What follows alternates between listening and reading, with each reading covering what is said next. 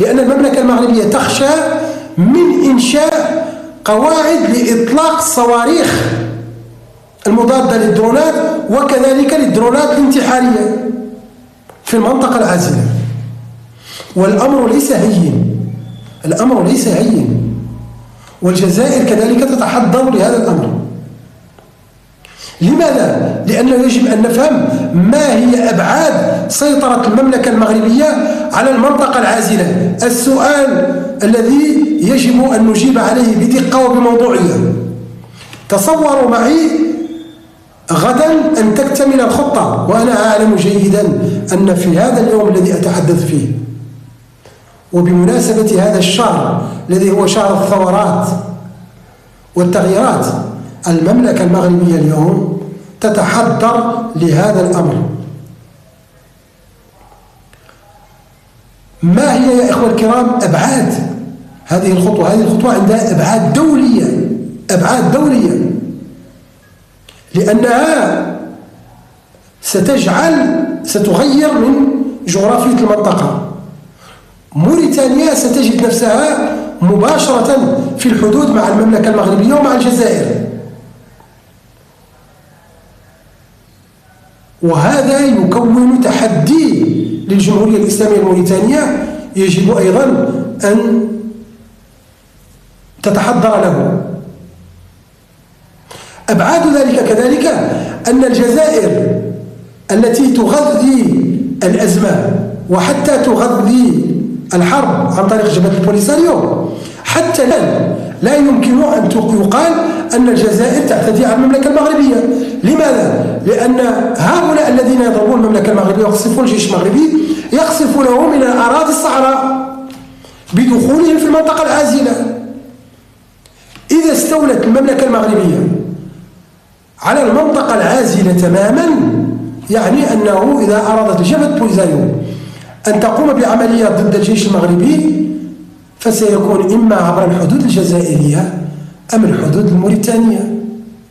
وهنا كما قلت هذه هي أبعاد الدولية لاستيلاء المملكة المغربية أو محو هذه المنطقة العازلة. ولكن كذلك المملكة المغربية عندما كما قلت تجد الغطاء، لا بد من الغطاء الدولي والدراسات الدولية لأبعاد هذه الاتفاقية، وهو دراسة نتيجتها، ستكون الأمور واضحة وكأننا سنصل إلى الأمر الواقع. ليس هناك دولة، هناك المملكة المغربية، هناك موريتانيا، هناك الجزائر، بسم الله، يا إما أن نتفق وإما هناك مواجهات مباشرة. على كل حال، لماذا أقول هذا الأمر؟ لأنه مهم جدا للمملكة المغربية أن لا تسمح أن تمتلك جبهة البوليساريو هذه التقنية الخطيرة جدا التي يمكن أن تصل إلى أي مكان، إلى أي مكان.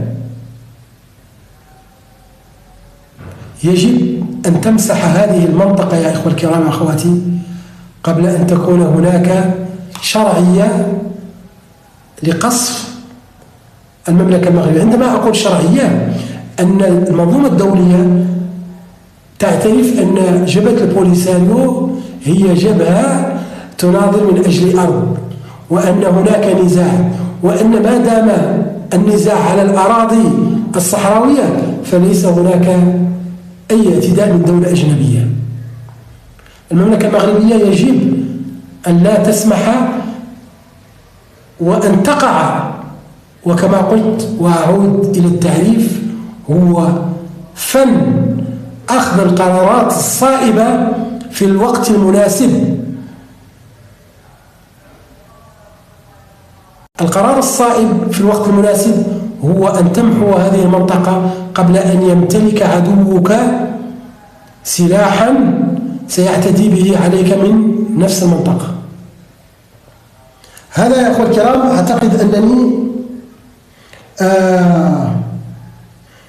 في خوف والتهديد إرادة تأثير كل هذه المنطقة وروسيا، أعتقد أنني لم أفوت وتحدثت عن المشاريع كلها نعم.